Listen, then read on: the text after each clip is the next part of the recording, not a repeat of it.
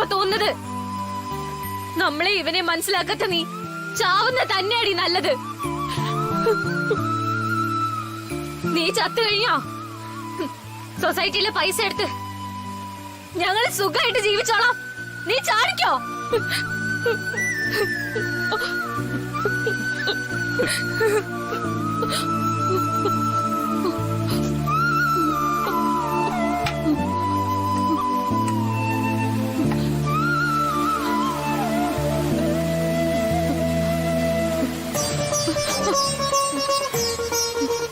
എന്താ ഇറങ്ങി ചാടുന്നില്ലേ?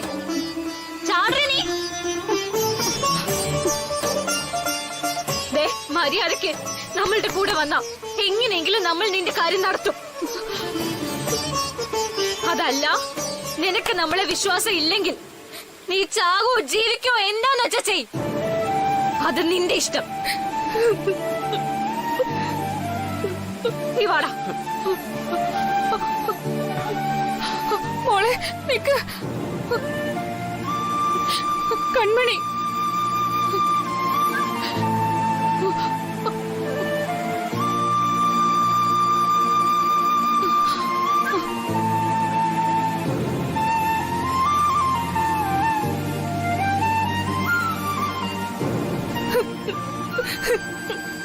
എന്റെ പൊന്നു ചേച്ചി, നീയും കൂടി നമ്മളെ തളർത്തല്ലേ.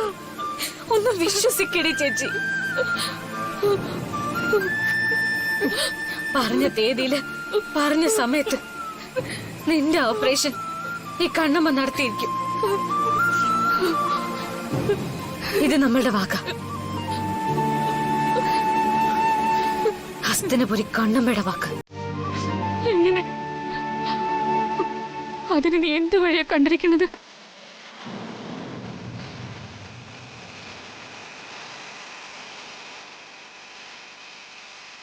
നടന്നിട്ട് നേരത്തിനെത്താത്തടുത്ത് ഓടിയെത്തണം. ആവശ്യം വലുതാണെങ്കിൽ കുറുക്ക വഴി പോകണം. നമ്മൾക്കറിയാം പൈസ എങ്ങനെ കണ്ടെത്തണമെന്ന്.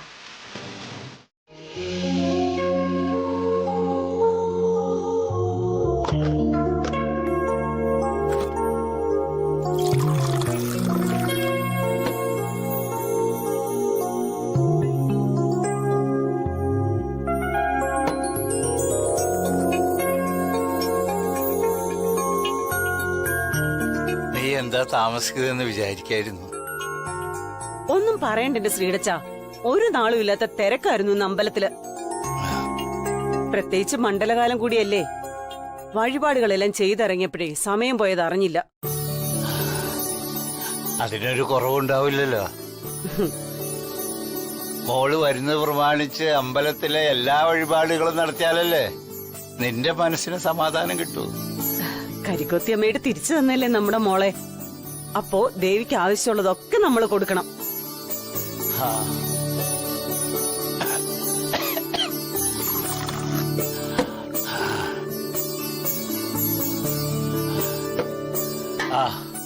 നീ രവി സാറിനെ വിളിച്ചു നോക്കിയ സരോജം?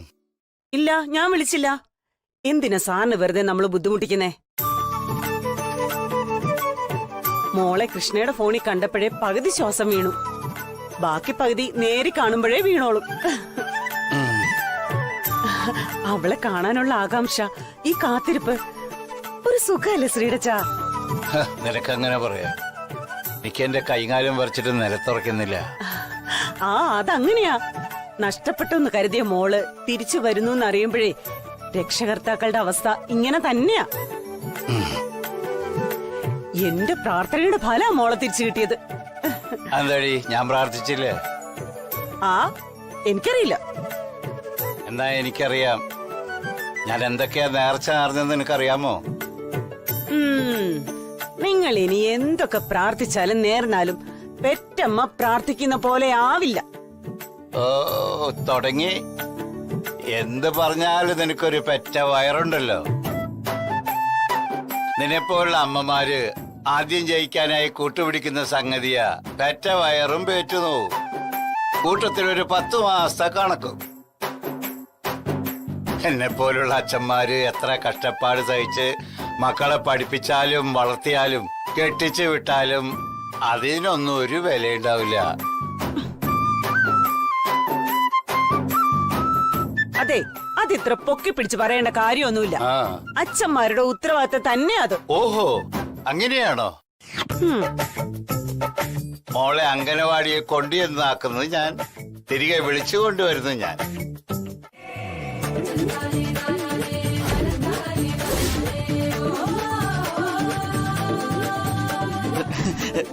ശ്രീലക്ഷ്മി തിരിച്ചു വന്നു.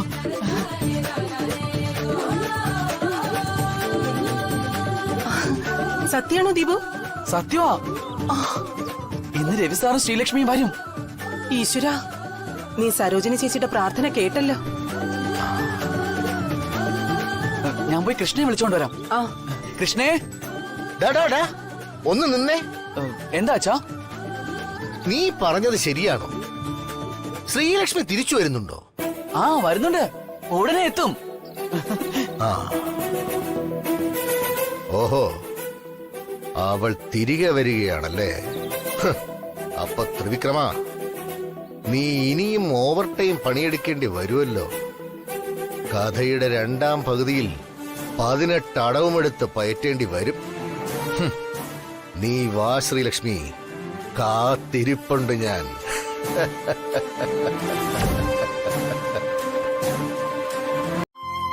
അതിന് കുറച്ച് തയ്യാറെടുപ്പുകൾ നടത്തണം.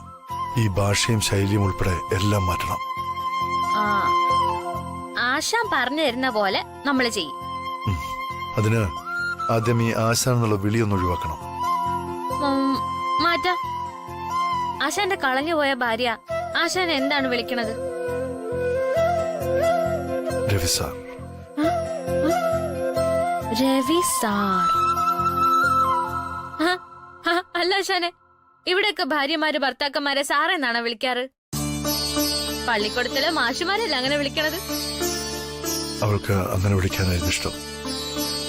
ആ, ആയിക്കോട്ടെ ആയിക്കോട്ടെ. ആ, നമ്മളും വിളിക്കാം.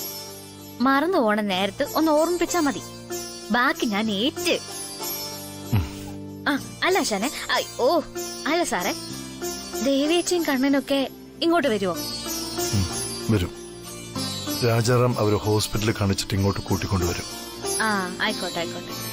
ആ, അതെ, സാറിന്റെ കളഞ്ഞുപോയ ഭാര്യയായിട്ട് നമ്മൾ വയ്യാതെ കിടക്കുന്ന ഒരു മനുഷ്യന്റെ മുമ്പില് അഭിനയിക്കണ്ടേ? ആ മനുഷ്യരെവിടാ? പുള്ളിയുടെ ഒരു ഏകദേശ രൂപം പറഞ്ഞുതരുമോ?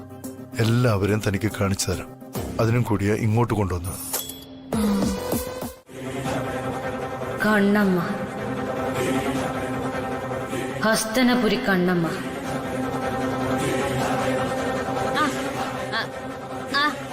ആശാനെ, ഇപ്പൊ കണ്ട പടത്തിലെ ചേച്ചി ആരാ? നല്ല രസമുള്ള ചേച്ചി. ആരാശാനെ അത്? അതൊക്കെ പിന്നീട് പറയാം. റെഡിയാവാനുള്ള ഡ്രസ്സൊക്കെ അടുത്ത മുറിയിലുണ്ട്. വേഗം റെഡിയായി വരും.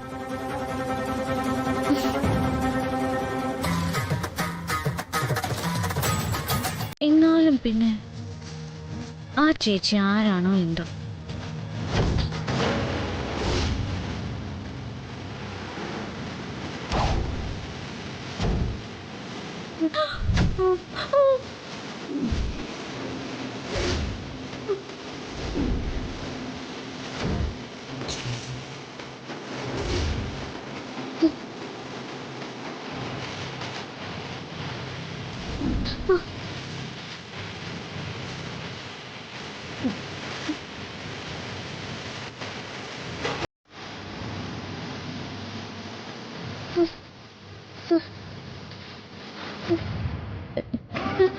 ഇതെന്ത്?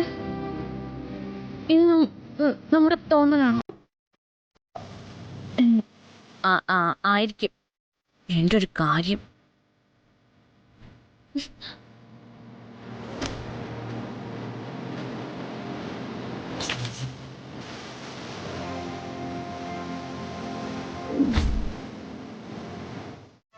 നീ ഇനി കുറച്ച് കൂടുതൽ സ്വപ്നങ്ങൾ കണ്ടു തുടങ്ങണം. ആദ്യം കണ്ടതിലും ഇരട്ടയായി. കഥയുടെ ആദ്യ പകുതി നമുക്ക് അനുകൂലമെന്ന് കരുതിയെങ്കിലും ചില അപ്രതീക്ഷിത സംഭവങ്ങൾ തിരിച്ചടിയായിട്ടുണ്ട്. അത് സത്യമാണ്.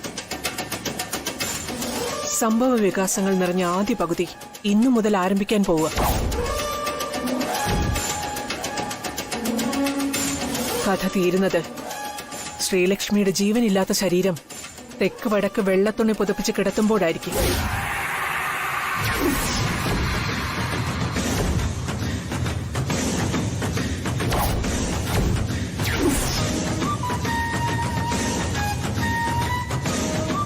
അമ്മ പറയുന്നത് പോലെയൊന്നും അല്ല. നമ്മൾ എത്ര തകർക്കാൻ ശ്രമിച്ചാലും തകരുന്ന ഒന്നല്ല അവള്. ഇപ്പൊ സംഭവിച്ചത് തന്നെയല്ലേ ഏറ്റവും വലിയ ഉദാഹരണം. വെട്ടി മുറിച്ചിട്ട മുറി കൂടി ഉയർത്തെഴുന്നേറ്റ് നിൽക്കുന്ന ജന്മ അവളുടേത്. തിരികെ വരുന്ന അവൾക്ക് സർവ്വ സ്വാതന്ത്ര്യവും സ്നേഹവും വാത്സല്യവും കൊടുക്കും മദരൻലോ. അത് മുതലെടുത്ത് നേരത്തെ ഞാൻ പറഞ്ഞത് തന്നെ സംഭവിക്കും. നമ്മള് പടിക്ക് പുറത്തും എല്ലാം അവള് വിഴുങ്ങുകയും ചെയ്യും. അമ്മ നോക്കൂ.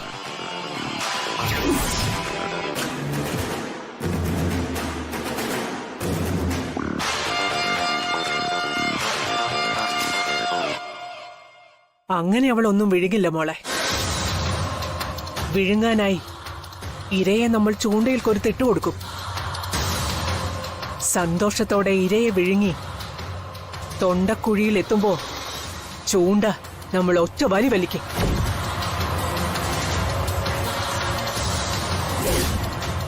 കൊരവള്ളിയിൽ കൂടി തുളച്ച് അവള് പിടയ്ക്കുന്നത് ഈ രാജലക്ഷ്മി നിനക്ക് കാണിച്ചു തരാം. അവള് വരട്ടെ.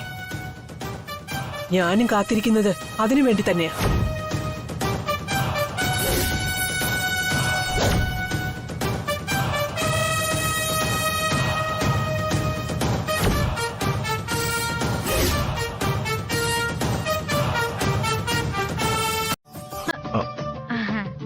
ആശാനെ, നമ്മൾ കൺമണിയാ. ആശാനത് എന്തു പറ്റി? ബോധം പോയാ? അത് പിന്നെ ഞാൻ പെട്ടെന്ന് ശ്രീലക്ഷ്മിയാണെന്ന് കരുതി. ആ അതെ, പൊന്നാശാനെ, അനാവശ്യ കാര്യങ്ങളൊന്നും കരുതല്ലേ. ആ അതെ, ആശാന്റെ ഉള്ളിലുള്ള രൂപം ഇങ്ങനെയല്ലേ?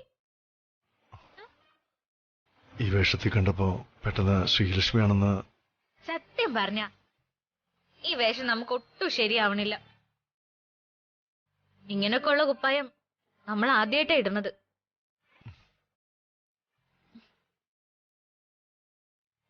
ശരിക്കും എന്റെ ശ്രീലക്ഷ്മി മുന്നിൽ നിൽക്കുന്ന പോലെ തന്നെ ഉണ്ട്. ആ ആയിക്കോട്ടെ ആയിക്കോട്ടെ, അത് മതി. ഇനി അഭിനയിച്ച് ഞാൻ കസറും. ആശ നോക്കിക്കോ.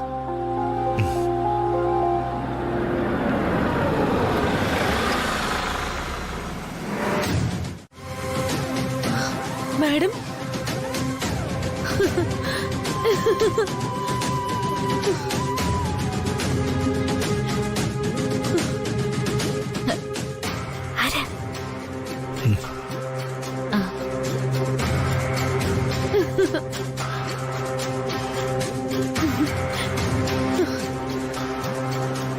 മാഡത്തെ കാണാതെ ഞങ്ങൾ എന്ത് വിഷമിച്ചു എന്നറിയോ? ഇപ്പോഴാ സമാധാനമായത്. ഈ സുന്ദരിക്കോതെ ആര്? നമുക്ക് മനസ്സിലായില്ല.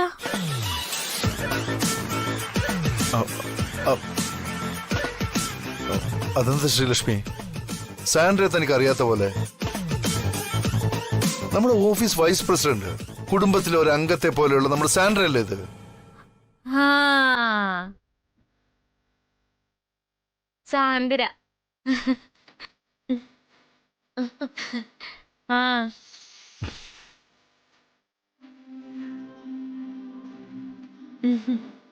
ഓ, അന്നത്തെ ആക്സിഡന്റിന് ശേഷം ചിലരെ ശ്രീലക്ഷ്മിക്ക് പെട്ടെന്ന് ഓർമ്മ കിട്ടില്ല സാൻഡ്ര. അതാ തന്നെ പെട്ടെന്ന് മനസ്സിലാകാതിരുന്ന.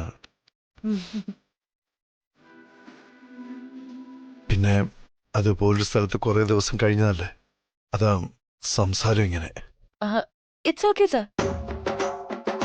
അതെന്തോ ആവട്ടെ, മാഡത്തെ തിരിച്ചു കിട്ടിയതല്ലേ പ്രധാനം.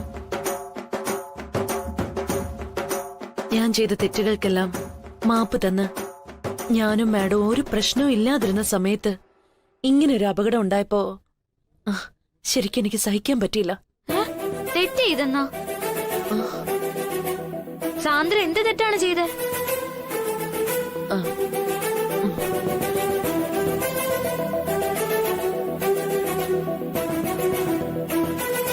മാഡത്തിന് അതൊന്നും ഓർമ്മയില്ലെങ്കിൽ ഇനി ഞാനത് ഓർമ്മിപ്പിക്കുന്നില്ല. ഒരു കണക്കിന് മറവി ഒരു അനുഗ്രഹം തന്നെയാ മാഡം. സാന്ദ്ര ചെയ്ത് തെറ്റെന്താണെന്ന് പറ. പരസ്പരം ജീവനായി സ്നേഹിച്ചിരുന്ന സാറിനെയും മാഡത്തിനെയും പിരിക്കാൻ നോക്കി.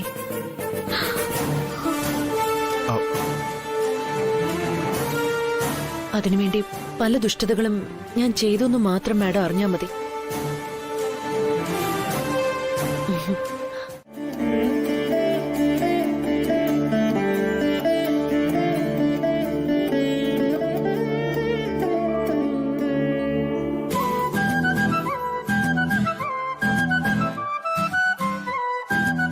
താൻ വരുന്നില്ലേ? എങ്ങോട്ട്? നമ്മൾ ഇങ്ങോട്ട് വരുന്ന സമയത്ത് കുറച്ച് കാര്യങ്ങൾ പറഞ്ഞിരുന്നു. അത് ആശാൻ സമ്മതിച്ചതും അല്ലേ? എന്നിട്ട് അതിന്റെ കാര്യങ്ങളെ കുറിച്ചൊന്നും പറഞ്ഞില്ല. ശ്രീലക്ഷ്മി പറഞ്ഞ കാര്യങ്ങൾ എല്ലാം അതുപോലെ നടക്കുന്നുണ്ടല്ലോ. ആദ്യം അത് നമ്മളെ ബോധ്യപ്പെടുത്തണം.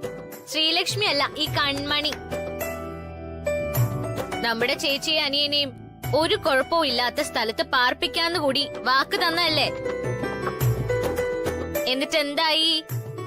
അവരെ സുരക്ഷിതമായ ഒരു സ്ഥലത്ത് താമസിപ്പിക്കാനുള്ള ഏർപ്പാടുകൾ ചെയ്ത് കഴിഞ്ഞു ശ്രീലക്ഷ്മി. സത്യം. കൺമണിക്ക് അതിലൊരു പേടിയുടെയും ആവശ്യമില്ല. പേടിയുണ്ട്. നമ്മുടെ ചേച്ചി ഒരു ദീനക്കാരിയാ. അപ്പൊ അവര് താമസിക്കണ സ്ഥലവും ചുറ്റുപാടും നമ്മൾക്ക് കാണണം. എങ്കിലല്ലേ നിങ്ങൾ പറയണത് നമ്മൾക്കും കൂടി ബോധ്യാവൂ. എല്ലാ സൗകര്യമുള്ളൊരു വീട്ടിൽ ഒരു കെയർ ടേക്കർ അടക്കം എല്ലാം റെഡിയാണ്. രാജാറാം എല്ലാം നോക്കിക്കോളും. അതെ, നമ്മൾ ഒരു സത്യം പറയാലോ. ആ മൊട്ടത്തലേനെ നമ്മൾക്ക് തീരെ വിശ്വാസം ഇല്ല.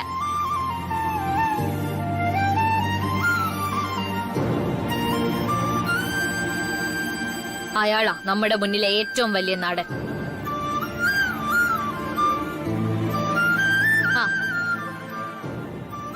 അതെ, ആശാനോട് ഒരു സംശയം ചോദിച്ചോട്ടാ. ഈ വലിയ കാര്യങ്ങളൊക്കെ ആ മൊട്ടത്തലേനെ എന്തിനാ ആശ ഏൽപ്പിക്കണത്? ആശാന്റെ ആരാ പുള്ളി? വേലക്കാരനല്ലേ? അല്ല, അങ്ങനെ പറഞ്ഞു തരാൻ പറ്റുന്ന ഒരു ബന്ധമല്ല ഞാനും അവനും തമ്മി. വേണമെങ്കിൽ എന്റെ എല്ലാ കാര്യങ്ങളും അറിയാവുന്ന, എന്നെ ശാസിക്കാനും നേർവഴിക്ക് നടത്താനും വേറെ ആരെക്കാളും അവകാശവും അധികാരവുമുള്ള ഒരു സുഹൃത്തെന്ന് പറയാം. പക്ഷെ അതിനേക്കാളൊക്കെ മുകളിലാണ് ഞാനും അവനും തമ്മിലുള്ള ബന്ധം. ആയിക്കോട്ടെ ആയിക്കോട്ടെ, ആ ബന്ധത്തെ നമ്മൾ വിശ്വസിക്കാം. പക്ഷെ നമ്മുടെ വിശ്വാസം തകർന്ന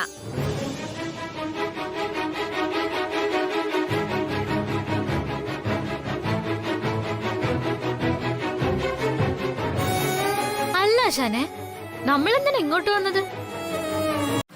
എന്റെ പൊന്നു ദൈവമേ, നമ്മളുടെ ആശാന്റെ ഒരു നാടകമാണിത്. പൂജാരി കഥ അറിയാതെയാണ് പൂജ നടത്തുന്നത്. കഥകൾ മൊത്തം വേറെയാ. ഈ പ്രാർത്ഥനയും പൂജയൊന്നും മനസ്സിൽ വെച്ചേക്കരുത്. എന്താ ആശാന്റെ മുഖത്തൊരു ശോകം? ആശാൻ അത് വിട്, ചുമ്മാ സെന്റി ആവല്ലേ. Be cool. എന്റെ ഇംഗ്ലീഷ് കേട്ട് ആശാൻ ഒന്ന് കിടുങ്ങിയല്ലേ? ആശാന്റെന്നും മൊട്ടയുടെന്നും ചില വാക്കൊക്കെ ഞാൻ മനപ്പാടാക്കിയിട്ടുണ്ട്. ആശാന്റെ ആദ്യ ഭാര്യ പഠിപ്പുള്ളവളാണെന്നല്ലേ പറഞ്ഞത്? അപ്പൊ നമ്മളും കുറച്ചൊക്കെ അങ്ങനെയൊക്കെ ആവണ്ടേ?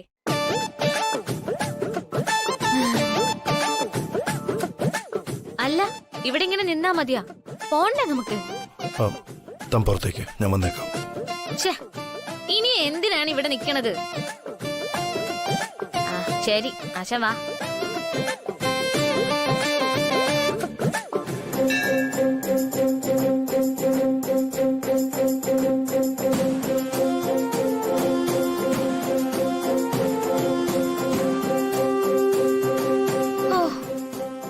എത്ര എത്ര ആളുകളാണ്, എല്ലാവർക്കും പ്രശ്നങ്ങൾ തന്നെ.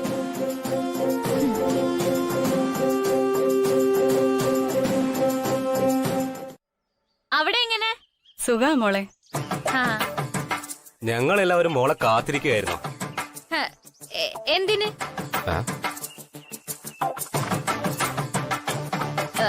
മാമ പണിക്ക് പോയില്ലേ ഇന്ന്? മോള് വരുന്നത് കൊണ്ട് ഇന്ന് പോയില്ല.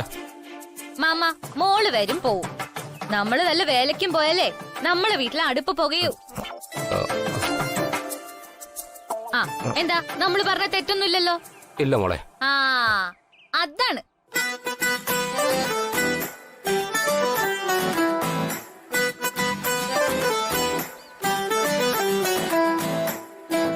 മോളെ കാണാൻ സുദർശൻ ചേട്ടനും സരോജൻ ചേച്ചിയും കാത്തിരിക്കുക. മോള് വേഗം അങ്ങോട്ട് ചെല്ല്. ആ, ഓ ആയിക്കോട്ടെ ആയിക്കോട്ടെ.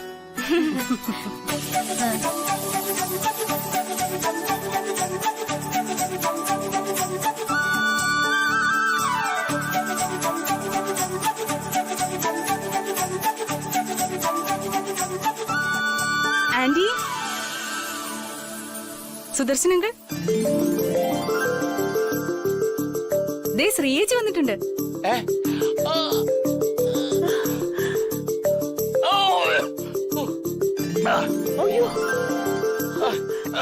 ശ്രീടച്ച അവിടെ ഇരിക്കെ. മോൾ ഇങ്ങോട്ടല്ലേ വരുന്നത്?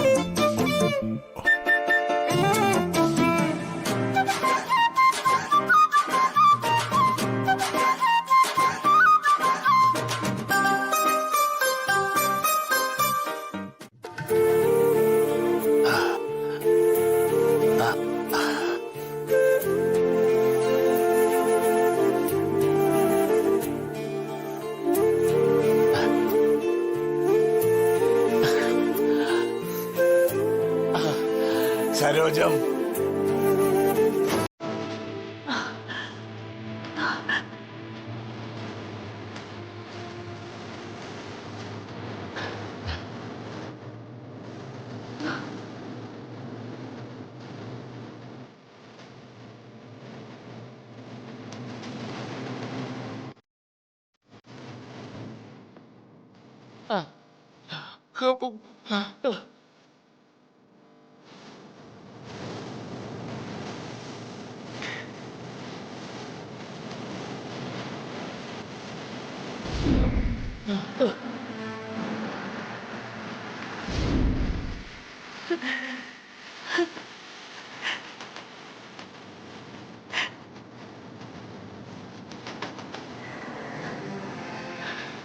മോളെ.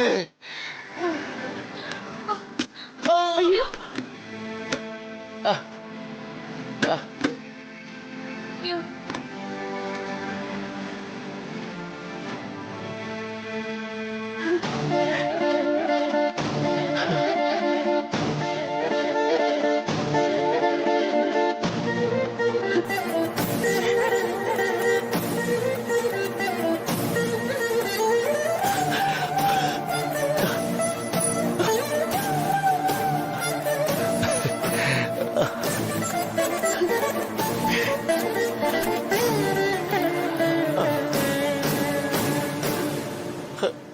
ഇതിനാ ഇങ്ങനെ ഒരു നോക്ക് കാണാനാ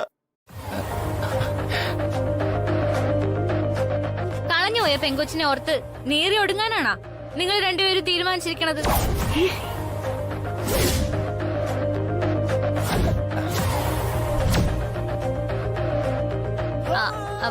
ദാണ്ടെ, നമ്മളൊരു കാര്യം പറയാം. ഇനി ഒരു കാര്യത്തിന് നിങ്ങൾ മനപ്രയാസപ്പെടരുത്. അല്ലെങ്കിൽ തന്നെ അതിന്റെ കാര്യം എന്ത്? ശ്രീലക്ഷ്മി അവിടെ വേറൊരു വീട്ടിലായിരുന്നു. അവിടുത്തെ ഭാഷ മാറി വരാൻ കുറച്ച് സമയമെടുക്കും. ആ കേട്ടല്ലോ, ഇപ്പൊ പറഞ്ഞതാണ് സത്യം. ഇനി ഒരു വക കാര്യത്തിലും വിഷമിക്കരുത്. നമ്മൾ ഇവിടെ തന്നെ ഉണ്ടാവും.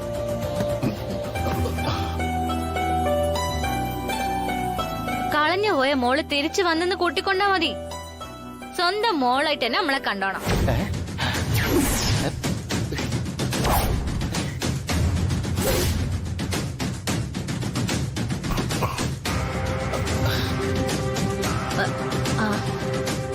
ശ്രീലക്ഷ്മിയുടെ അച്ഛൻ ഈ സംസാരം കാര്യമാക്കണ്ട. കളഞ്ഞുപോയ മോള് തന്നെയെന്ന് പറയായിരുന്നു ശ്രീലക്ഷ്മി.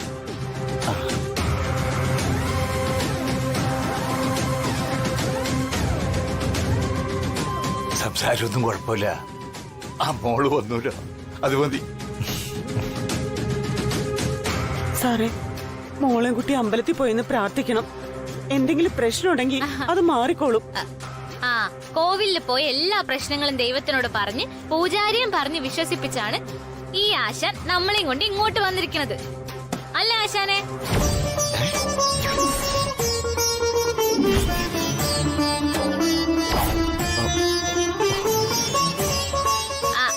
അല്ല സാറ്.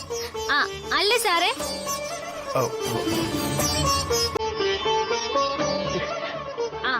അത് പോട്ടെ, എന്തെങ്കിലും ആവട്ടെ. ദാണ്ടെ മരുന്ന് മന്ത്രമൊക്കെ സമയാസമയത്തിനായിക്കൊള്ളണം.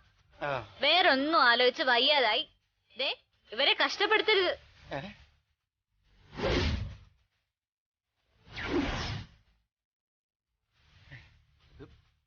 നിങ്ങളൊരു ഒറ്റ മനുഷ്യൻ കാരണം ഞാൻ ഇവിടെ വന്നിരിക്കണത്.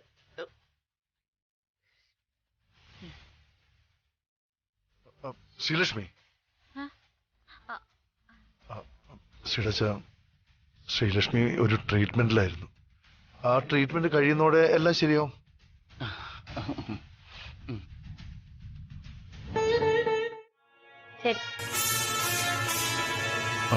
എന്താ ദീപുവിന്റെ അച്ഛനൊന്ന് ഓഫീസിൽ പോയില്ലേ? ശ്രീലക്ഷ്മി കുഞ്ഞ് വരുന്നത് കൊണ്ട്. വരുന്നോണ്ട് നമ്മൾ എന്തോന്ന് കെട്ടുകാഴ്ചയാ? നമ്മുടെ കൂട്ടുകാരന് അപ്പനായി പോയി. ഇല്ലെങ്കിൽ നമ്മൾ നല്ല പറഞ്ഞു വെച്ചെന്നേനെ.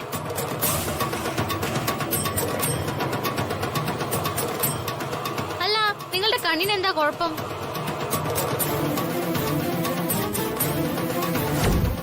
ഇനി നീ ആരെയും കാണില്ല. നിന്റെ അവസാനത്തെ കാഴ്ച ഞാനാ.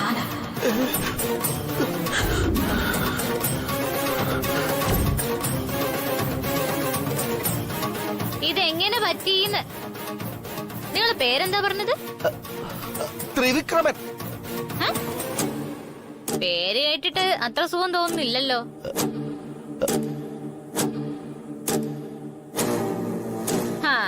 വിക്രമ മാമൻ അക്രമൊന്നും കാണിക്കില്ല, കേട്ടല്ലോ?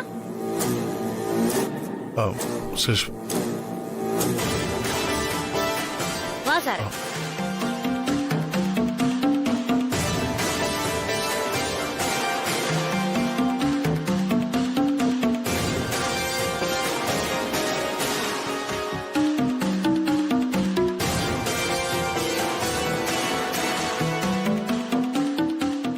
മൊത്തത്തിലൊരു വശപിശ കാണല്ലോ. ദീപുവിനെയും കൃഷ്ണയെയും തിരിച്ചറിഞ്ഞില്ല. ഭാഷയും പ്രശ്നം. എന്തോ ഒന്നും മണക്കുന്നുണ്ടല്ലോ. സംശയം തീർക്കണമല്ലോ. അതെ, ഈ വീടിന്റെ ഒരറ്റത്തുനിന്ന് മറ്ററ്റത്തേക്ക് പോവാൻ കൊറേ ദൂരം കാണുമല്ലോ. പറഞ്ഞിരുന്നെങ്കിൽ എന്റെ സൈക്കിളും കൂടി കരുതായിരുന്നു.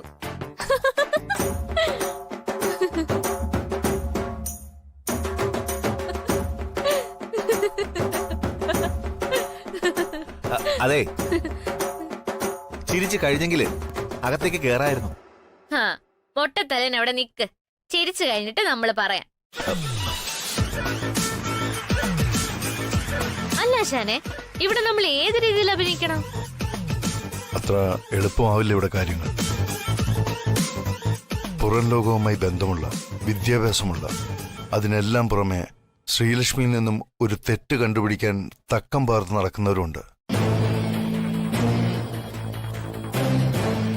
അതുകൊണ്ട് കാര്യങ്ങൾ അത്ര ഈസി ആവില്ല.